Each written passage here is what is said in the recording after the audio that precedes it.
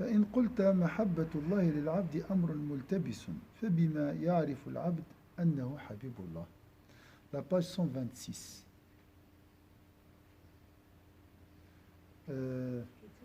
كتاب المحبة. العنوان محبة الله للعبد ومعناها.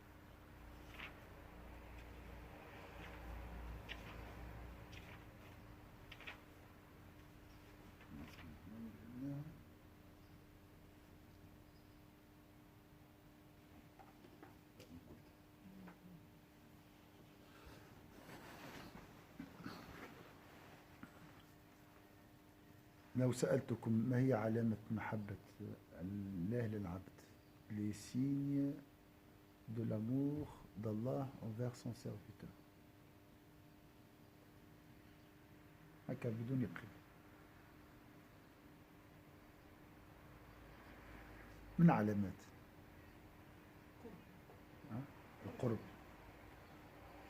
قالوا إذا بكيت فذلك علامة قرب من الله عز وجل. من خشية الله في الصلاة. Si tu pleures dans la prière, ça c'est un signe de la proximité d'Allah Azza wa Jalla et l'amour d'Allah. L'apaisement du cœur. Ça peut être le contraire, la tristesse aussi. Ça peut être un signe de l'amour d'Allah Azza wa Jalla. Comment?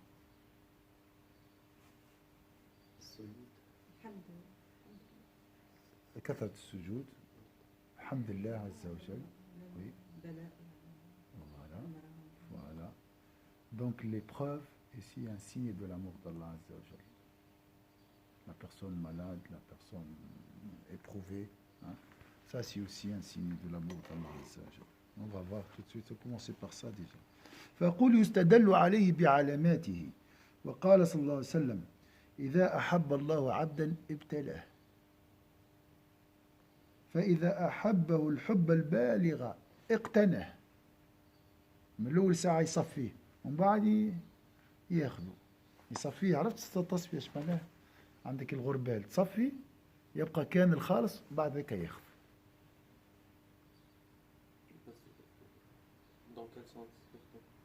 ياخذه يعني يقربه يصبح من المجتبين من المصطفين الأخيار. واضح؟ سي cet amour احنا نطيحوا في الامتحان تاع الغربله.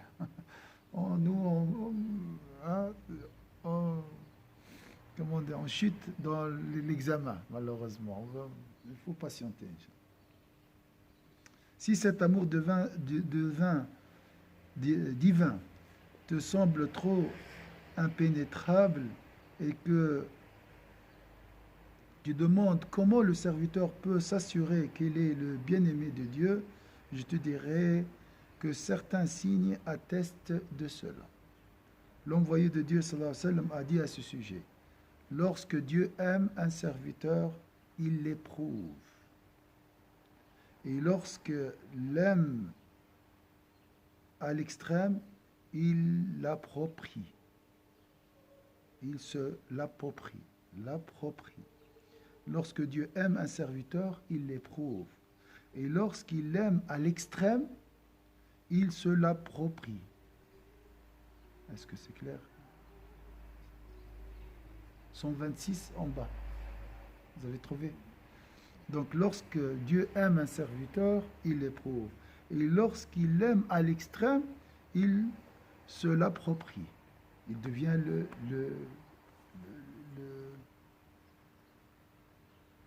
comment on dit, le sien. قيل وما اقتناه قال لم يترك له أهلا ولا مالا. Le prophète répondit: il ne lui laisse ni famille ni bien. Tu as posé la question, la réponse. Il devient vraiment à Dieu, la propriété de Dieu. Il appartient à Dieu uniquement. Pas d'enfant, c'est difficile. فعلامة محبة الله للعبد أن يوحشه من غيره. Aussi le signe que Dieu aime son serviteur est-il qu'il suscite en lui un sentiment de détachement vis-à-vis de toutes les réalités autres que lui et qu'il s'interpose entre lui et ses réalités. ويحول بينه وبين غيره.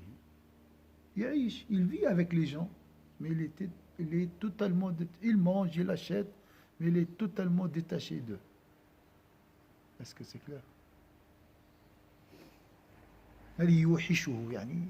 Il préfère toujours rester avec Dieu, parler avec Dieu, hein? S'entretenir avec Dieu. قيل لعيسى لما لا تشتري حمارا فتركبه قال أنا أعز على الله تعالى من أن يشغلني عن نفسه بحمار. On avait demandé à Jésus, la paix d'Allah sur lui, pourquoi n'achètes-tu pas un âne pour le monter dans tes déplacements? Jésus répondit, je suis trop cher à Dieu pour qu'il me distrait de lui par un âne. Donc pour lui, l'âne, la tâche, peut le détourner de Dieu. Bien sûr, c'est une autre philosophie. En islam, on n'a pas ça. Donc le prophète sallallahu alayhi wa sallam était envoyé pour nous décharger de ce fardeau. L'extrême ascétisme, le détachement, s'isoler dans les grottes, tout ça, c'était avec Jésus. Et pourquoi Jésus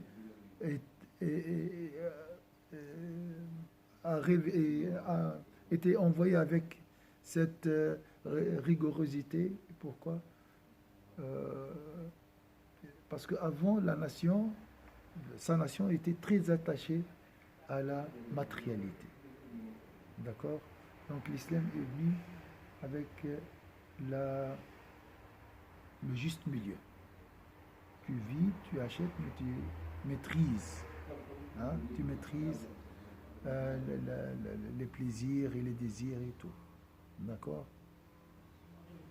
Donc tu achètes une voiture aujourd'hui, mais attention, il ne faut pas s'attacher à cette voiture. C'est plus facile de ne pas acheter une voiture. Vous voyez? C'est plus facile de vivre sans voiture, de couper de tout, pas d'enfant, pas hein, je vis tout seul, hein, ça c'est plus facile. Non, la philosophie de l'islam, hein, voilà, tu vis, il faut avoir la dunya entre tes mains, mais pas dans ton cœur. Jésus répondit, je suis trop cher à Dieu pour qu'il me distrait de lui par un âne. Mais il faut garder cette idée, le détachement. Il ne faut pas s'attacher à sa voiture, à son argent, à sa maison, à ses habits, tout ça. Hein? Ça, c'est un signe de l'amour d'Allah Azza wa Jal, le détachement. وفي الخبر إذا أحب الله عبدا ابتلاه فإذا صبر اجتباه فإن رضي اصطفاه. عندنا الصابر والصبر فالاجتباء فالاصطفاء. Une tradition prophétique dit également, lorsque le Très-Haut aime un serviteur, il l'éprouve. S'il patiente, il en fait son privilégié. Et s'il agrée son sort, il en fait son élu. Voyez le degré. Patience, privilégié, après l'élu. Al-Muqarraboun, c'est grâce à l'épreuve. Tu gagnes la proximité de Dieu. وقال بعض العلماء إذا رأيتك تحبه ورأيته يبتليك إذا رأيتك تحبه ورأيته يبتليك فاعلم أنه يريد أن يصافيك. Et le mot soufi vient de soufi. Donc, c'est devenu, lorsque Allah te t'approprie. Des fois, les gens posent la question, ça veut dire quoi soufi, hein, le mot soufi. Ça vient de soufiya, alladhi soufiya. Ça veut dire quoi, alladhi soufiya? Sara yusafihi Allah. Safihi Allah. Donc, il est devenu vraiment pour Allah. Hein?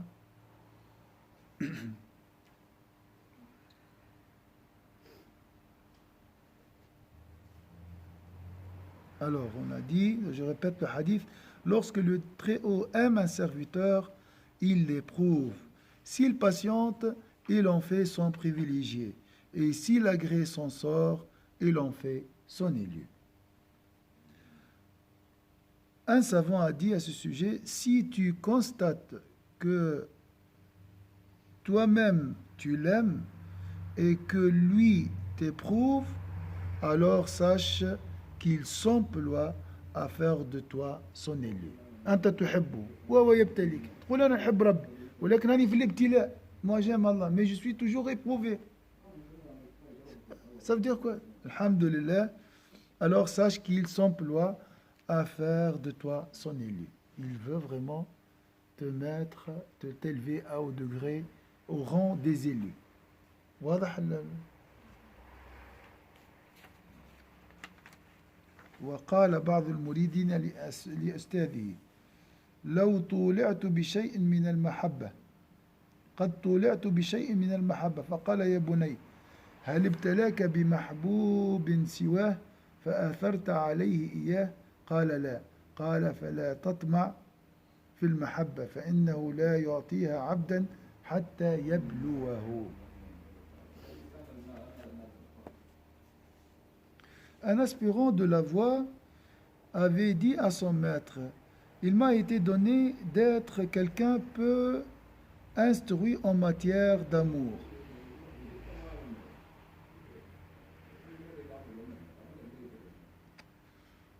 Si j'ai bien compris, il a dit, j'ai compris en partie l'amour d'Allah Azza wa Jal.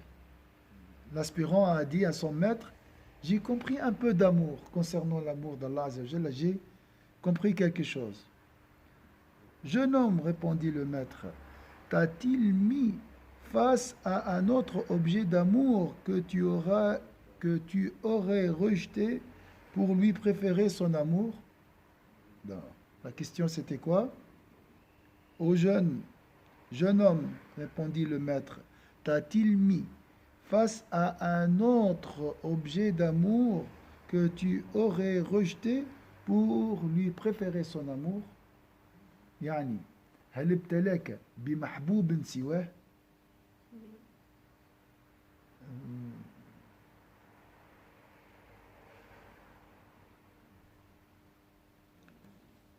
Voyant que l'aspirant répondit par la négative, le maître conclut, alors ne prétend aucunement à l'amour, car Dieu ne l'accorde pas à un serviteur avant de l'avoir éprouvé.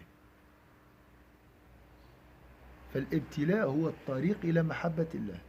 Donc l'épreuve est le chemin qui nous conduit vers l'amour d'Allah.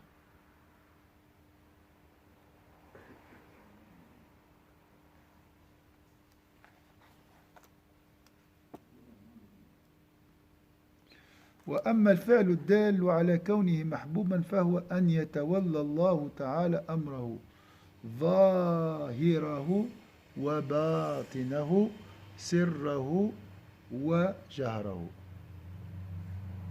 تفضل عزيزي. أيوة. Chaque fois tu t'approches d'Allah Azza wa Jalla, tu seras éprouvé. فيكون هو المشير عليه والمدبر لأمره والمزين لأخلاقه والمستعمل لجوارحه والمسدد لظاهره وباطنه والجاعل والمستعمل والجاعل همومه هما واحدا والمبغض للدنيا في قلبه والموحش له من غيره والمؤنس له بلذة المناجاة في خلواته والكاشف له عن الحجب بينه وبين معرفته فهذا وأمثاله هو علامة حب الله للعبد فلنذكر الآن علامة محبة العبد لله فإنها أيضا من علامات حب الله للعبد سبحان الله يعني سبحان الله الكلام كالبناء comme une construction محبة العبد الله للعبد من علاماتها محبة العبد لله إذا أحبك الله أحببته parmi les j'ai bien aimé ce qu'il a dit à la fin après je reviens pour la traduction il a dit parmi les signes de l'amour d'Allah Azza wa Jalla envers ses serviteurs et l'amour du serviteur envers son Seigneur. Ça, c'est un signe de l'amour d'Allah. Donc, tu ne peux pas aimer Allah Azza wa Jalla avant qu'il t'aime. Yuhibbuhum wa yuhibbuna. Donc, l'amour d'Allah précède notre amour. On demande à Allah Azza wa Jalla son amour. C'est juste. Hein? Oui.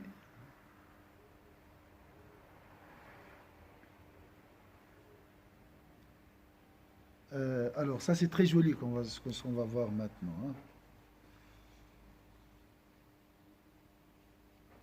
L'envoyé de Dieu, sallallahu alayhi wa sallam, a dit par ailleurs, lorsque le Très-Haut aime un serviteur, il fait de son âme un prédicateur et de son corps un sermonneur pour lui-même, lui commandant le bien et lui défendant le mal.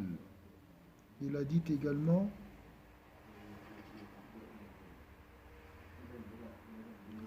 j'ai pas traduit ça en arabe.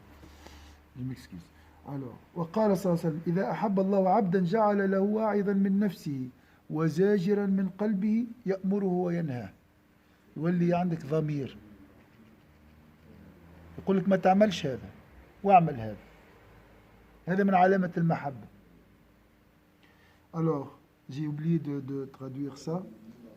L'envoyé de Dieu, sallallahu alayhi wa sallam, a dit par ailleurs, lorsque le Très-Haut aime un serviteur, il fait de son âme un prédicateur et de son corps un sermonneur pour lui-même. Est-ce que c'est clair? Ça veut dire quoi ça? Est-ce que le cœur devient un prédicateur et un sermonneur. Ça veut dire quoi ça?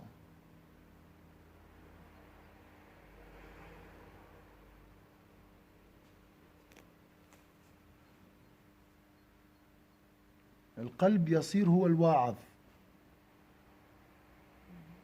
Ça veut dire quoi? Un cœur qui exhorte,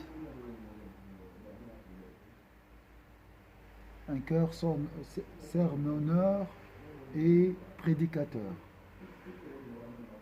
C'est qui le prédicateur? C'est les imams, les prêcheurs, d'accord? Donc dans ce cas-là, c'est le cœur qui devient lui-même imam. C'est lui le guide. Ton cœur devient ton guide. Dans le sens, c'est marqué après, lui commandant le bien et lui défendant le mal. Voilà. Donc tu auras, comment vous voyez ce cœur? Guide, prédicateur, hein? Sélim, pur, apaisé. Un cœur qui guide, qui te montre le chemin. Ce qu'on appelle la conscience aussi. Hein? Sage. Un cœur lumineux. Il y a la basira, la clairvoyance. D'accord? C'est ça. Il a dit également, lorsque Dieu veut du bien à son serviteur, il lui fait prendre conscience de ses défauts. Ça, c'est aussi parmi les signes de l'amour d'Allah Azza wa Jal. قال إذا أراد الله تعالى بعبد خيرا بصره بعيوب نفسه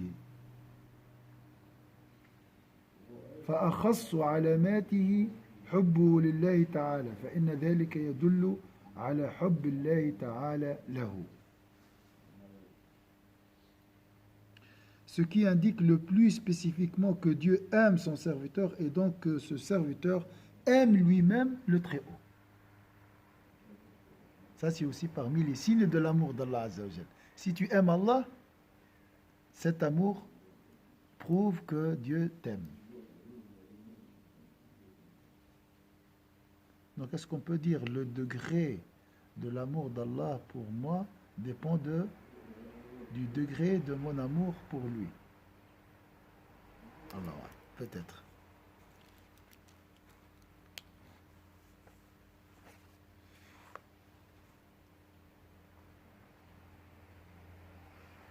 Maintenant, au niveau des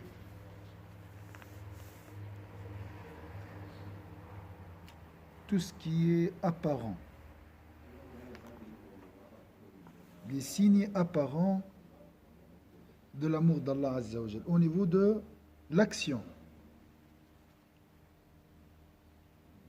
Alors, ce qui indique on a dit ça, voilà.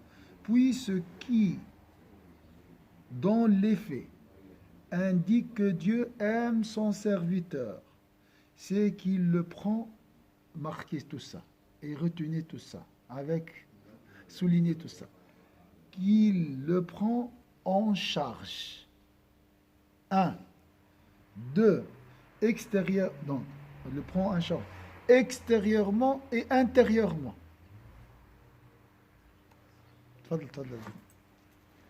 En secret et en public. Je répète. Ce qu'il le prend en charge extérieurement et intérieurement. En secret et en public. يعني ربي يحمي يتولاه ظاهرا وباطنا. En public ou tout seul. C'est joli. Subhanallah. من لا يتمنى, qui ne souhaite pas, qui n'espère pas être parmi ces gens-là. C'est pas tawalla, c'est pour ça de là vient le mot wali. Hein? Wali man yatawallahu Allah. C'est tellement beau que je vais le répéter encore. Oui, ce qui, dans les faits, indique que Dieu aime son serviteur, c'est qu'il le prend en charge, extérieurement et intérieurement, en secret et en public. Mais il y a du travail avant. Hein? Il a parlé de l'épreuve. Lui-même, toujours, il essaie d'être équilibré. Il parle tout d'abord du travail, de l'épreuve. Et ensuite, si tu réussis l'examen, voilà les résultats. Subhanallah. C'est qu'il le prend en charge, extérieurement et intérieurement, en secret et en public. Tu ne peux pas faire des péchés tout seul. C'est fini. Tu ne peux pas. Quelqu'un t'empêche de faire le péché. Tu n'as pas même l'envie de le faire. C'est très beau. Tu ne peux pas faire le mal. Tu désires jamais faire du mal. C'est ça. Il le guide, gère ses affaires, embellit son caractère, emploie ses membres à œuvrer. Comme j'ai dit hier, l'autre fois, tu deviens téléguidé. Ce n'est pas toi qui gères ta main, ta vue, non, non. Ils sont gérés par Allah Azza wa Jal. C'est joli, ça. Subhanallah. Oriente son âme physique, oriente son être physique et spirituel. Et il fait que ses préoccupations se résument en une seule préoccupation. C'est quoi? C'est l'amour d'Allah Azza wa Jal. Subhanallah. Que son cœur prenne en aversion ce bas monde. Que son cœur prenne en aversion ce bas monde. qu'il n'affectionne que lui par la délectation de ses ferventes oraisons. Alors, qu'il n'affectionne que lui par la délectation de ses ferventes oraisons. Ça veut dire quoi, oraison?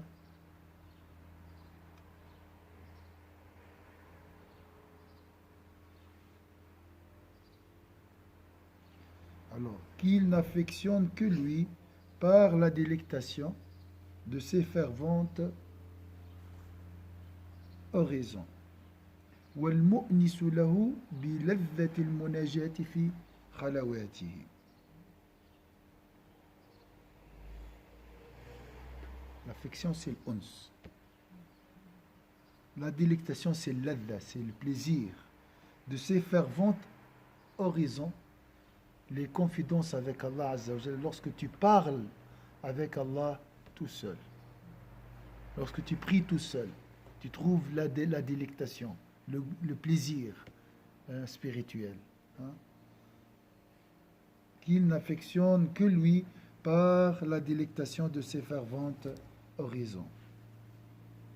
Et que le voile qui le sépare de sa connaissance soit levé. Et que le voile qui le sépare de sa connaissance soit levé. Est-ce que c'est clair ici? Ça veut dire quoi? Que le voile qui le sépare de sa connaissance soit levé. Tu contempleras Allah Azza wa Jalla. C'est ça. Ce sont là des signes parmi d'autres de l'amour de Dieu pour son serviteur. Indiquons maintenant ce que sont les signes de l'amour du serviteur pour le Très-Haut, car ils sont autant de signes que Dieu aime également ce serviteur. Indiquons maintenant ce que sont les signes de l'amour du serviteur pour le Très-Haut, car ils sont autant de signes que Dieu aime également ce serviteur. Si tu aimes Allah, cet amour est le signe de l'amour d'Allah Azza wa Jalla pour toi. Inch'Allah, on va voir ça la prochaine fois. Les signes de l'amour du serviteur pour son Seigneur.